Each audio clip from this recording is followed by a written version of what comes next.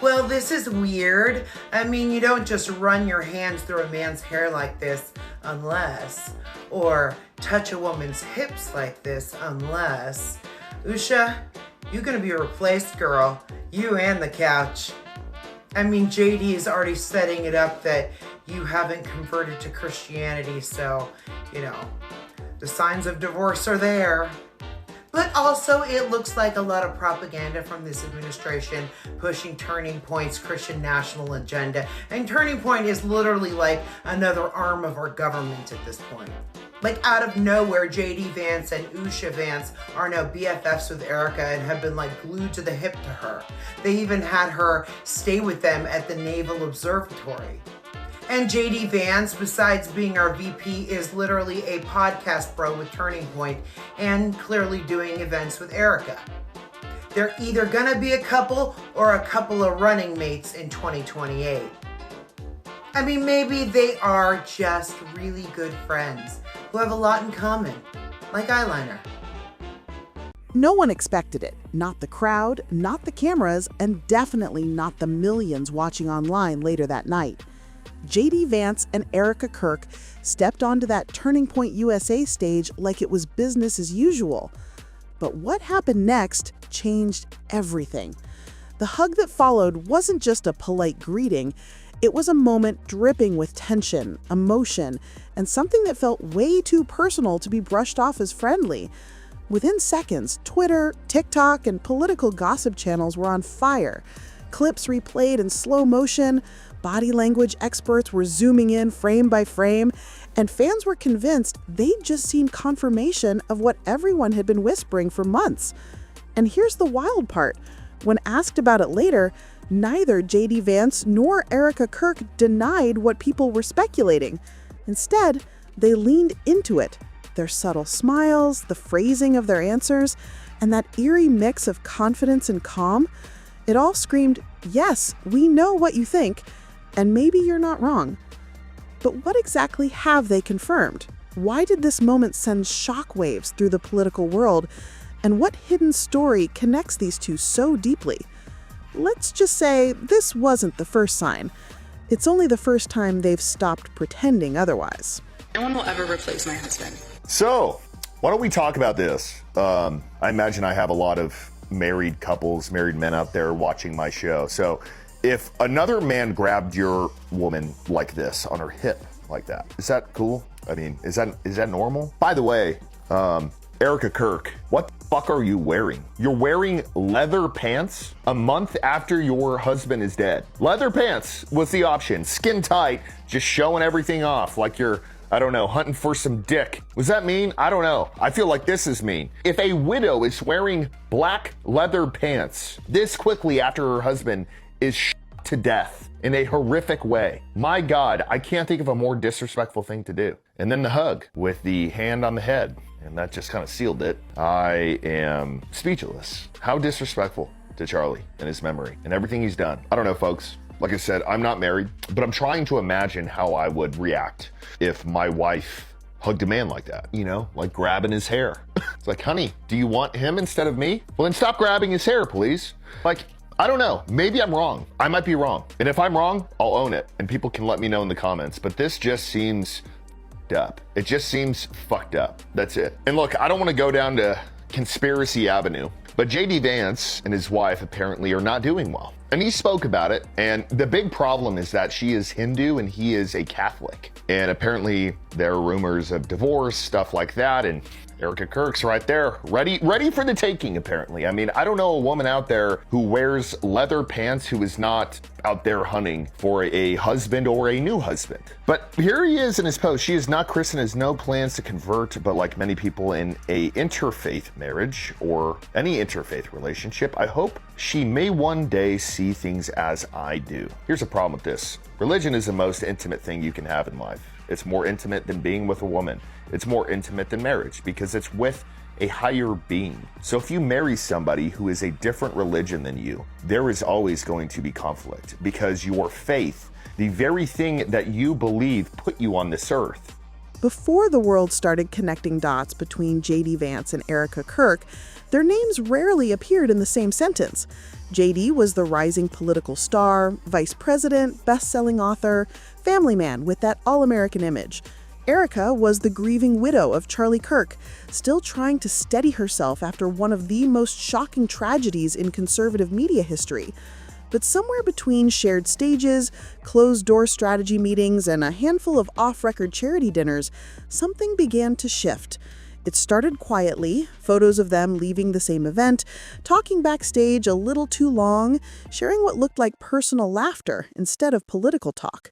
This might be an unpopular opinion that I will get raked over the coals for, but Erika Kirk has to be the fakest person I have ever seen in my life. Now, mind you, this has nothing to do with who she was married to, her political affiliation. I didn't even know her, who she was before any of this.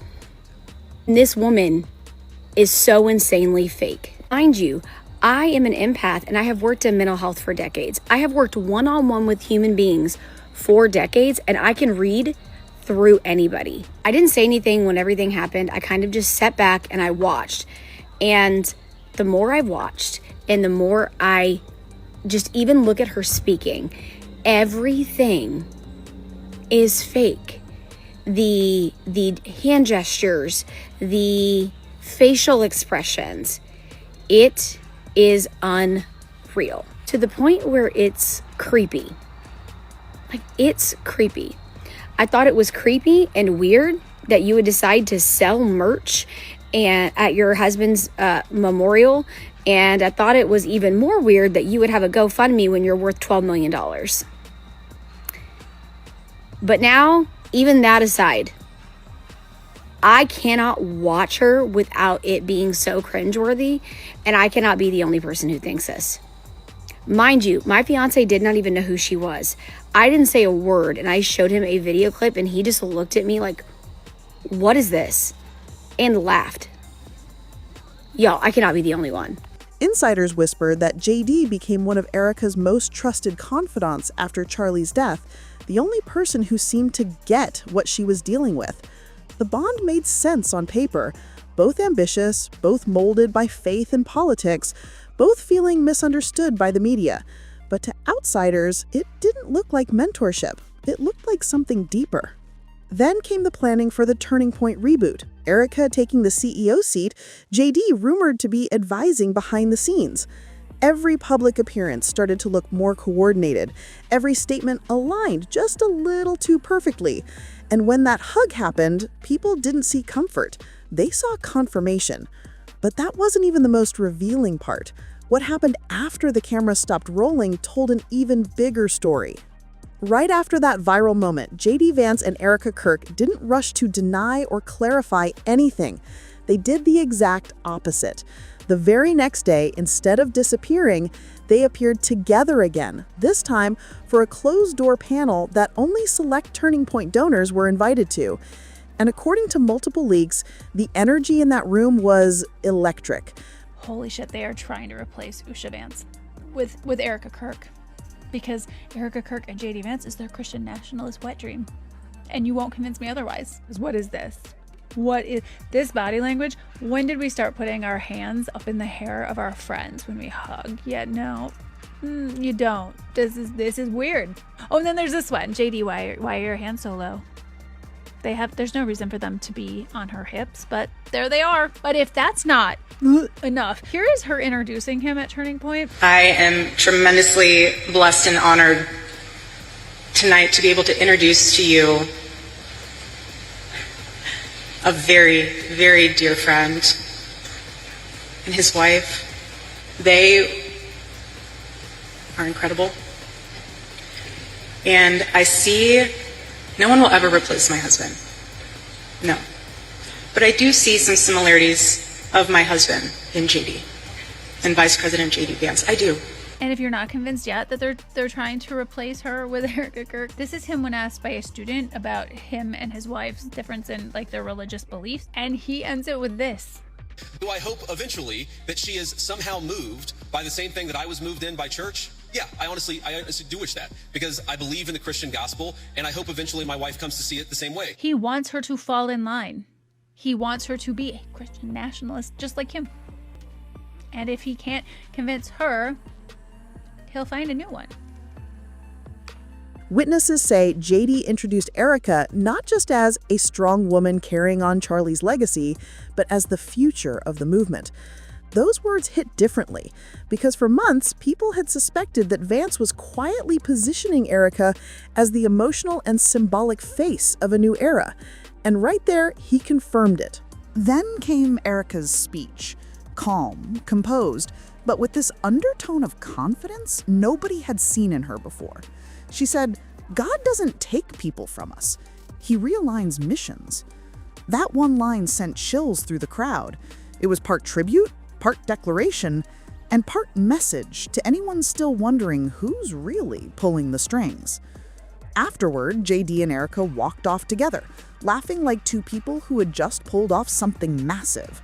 Reporters called out questions, none answered, just shared smiles and that same unbothered look that said, "You're not crazy for noticing."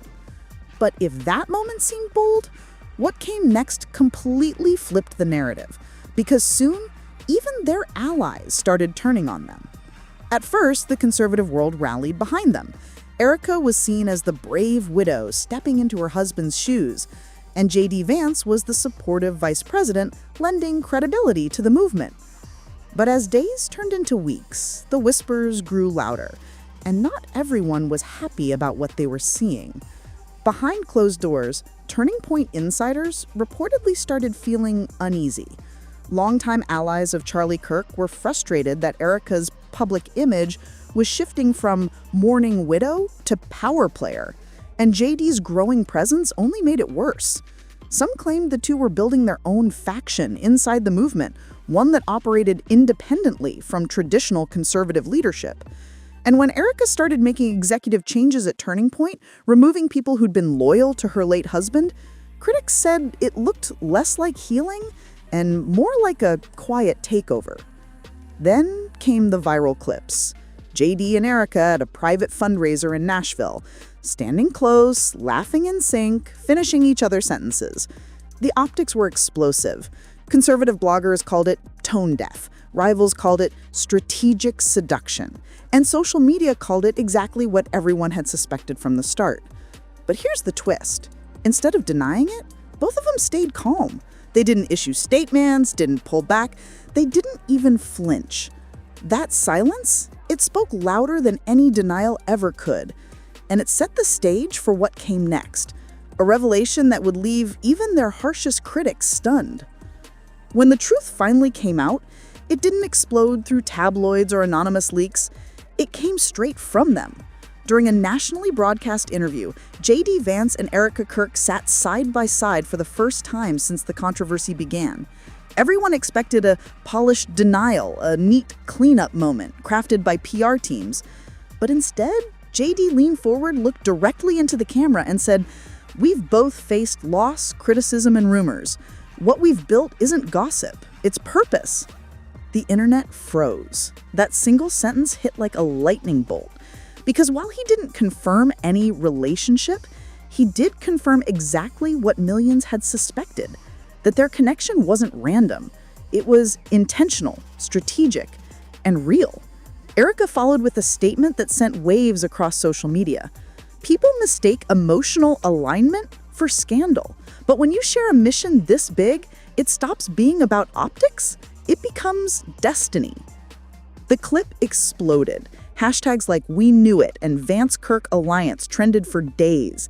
Supporters called it a power duo moment. Critics accused them of blurring faith and ambition for fame. But one thing was undeniable. They had just confirmed what everyone had been whispering all along. This wasn't about grief or coincidence. It was about control. And just when everyone thought that was the end of the story, Erika made one final move, one that changed the power balance of the entire conservative movement overnight. Days after that interview, Erika Kirk stepped onto another stage, this time not as Charlie Kirk's widow, not as a side figure in JD Vance's orbit, but as the new face of the movement. She announced that Turning Point USA was officially rebranding under a new initiative called the Forward Faith Alliance. The message? Less celebrity conservatism, more spiritual dominance. But here's what had everyone's jaw on the floor. JD Vance was listed as the key advisory partner. In one sweeping move, Erika positioned herself at the center of America's most influential youth network while tying it directly to the sitting vice president. Political analysts couldn't believe it. What started as a supportive friendship had now become a full-blown strategic empire. Even the White House press team had to issue a carefully worded statement clarifying that the vice president's private engagements were not political endorsements. Yeah, that didn't calm anyone down. Erika, dressed in all white, smiled as she told the crowd, this isn't about replacing anyone. It's about rebirth. To her followers, it was divine. To her critics, it was confirmation that she had just pulled off the most calculated power shift since the MAGA movement began. And standing in the front row, smiling and clapping like a proud co-architect, was J.D. Vance himself. But the question hanging in the air wasn't if they were aligned anymore. It was how far they were willing to go together. Because if this was their beginning, everyone else might be living in their shadow for a very long time. If the Vance-Kirk alliance already had the internet buzzing, the story took a wilder turn when online commentators started dragging J.D. Vance's marriage into the mix. For months, social media threads and podcasts had whispered about a supposed faith divide inside the vice president's home, and Erika Kirk's name was suddenly at the center of it. Some people claimed that JD's renewed push for public prayer, Bible-centric speeches, and Christian national revival messaging had sparked tension behind the scenes with his wife Usha, who has always been open about her Hindu upbringing. Nobody close to the family confirmed anything, but that didn't stop the internet from connecting dots. Viral posts accused Erika of inspiring JD's spiritual assertiveness, painting her as a hidden influence, encouraging him to lead with faith at home, not just in office. Before long, the rumor mill had turned that into a full-blown narrative that JD allegedly wanted his family to unify under one faith, while Usha quietly resisted outside pressure. None of it came from verifiable sources, yet it spread like wildfire across X, Reddit, and YouTube commentary channels. The storyline was irresistible. The devout political couple, the grieving faith leader, and the cultural fault line between tradition and belief. Commentators divided fast. Supporters framed JD as a man rediscovering conviction in chaotic times. Critics accused him of letting ideology invade his private life. And through it all, Usha stayed completely silent. Her calm appearances at official events only adding fuel to the speculation. When she appeared at a Women-in-Law summit and subtly referenced the strength to stay rooted while storms swirl, the clip went viral instantly. Meanwhile, Erika's Instagram captions, loaded with verses about obedience and alignment, were dissected like coded messages. Was she subtweeting? Was she sending support? Nobody knew, but everyone had an opinion. By the end of the week, the debate had shifted from politics to something deeper, the collision of personal faith, public image, and power.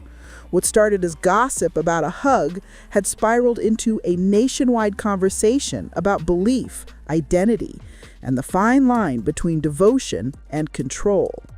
And in the center of that storm stood J.D. Vance and Erika Kirk, two figures whose chemistry, conviction, and controversy had become inseparable from the faith debate itself. No matter how you slice it, the J.D. Vance-Erika Kirk saga has become bigger than politics, bigger than Turning Point USA, and maybe even bigger than either of them imagined. What started as a single moment on stage has spiraled into a national obsession, complete with rumors, alliances, faith debates, and more speculation than Washington has seen in years. In the span of a few weeks, Erika went from a grieving widow to one of the most talked about power players in conservative circles. J.D. Vance, once praised for his calm intellect and family man image, suddenly became the center of a cultural storm that mixes belief, ambition, and identity. And through it all, every silence, every quote, and every smile between them keeps the world guessing. Is this genuine faith and friendship, or a carefully orchestrated partnership aimed at reshaping the movement itself? One thing's certain, the internet isn't done watching. Every public appearance is analyzed like an episode of a political reality show. Every Instagram caption becomes a clue, and every choice JD and Erika make seems to push them further into the spotlight and deeper into controversy.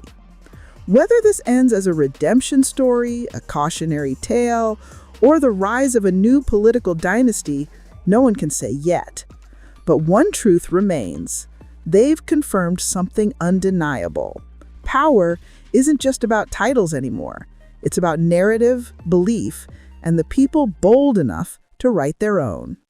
And right now, JD Vance and Erika Kirk aren't just writing that story. They are the story.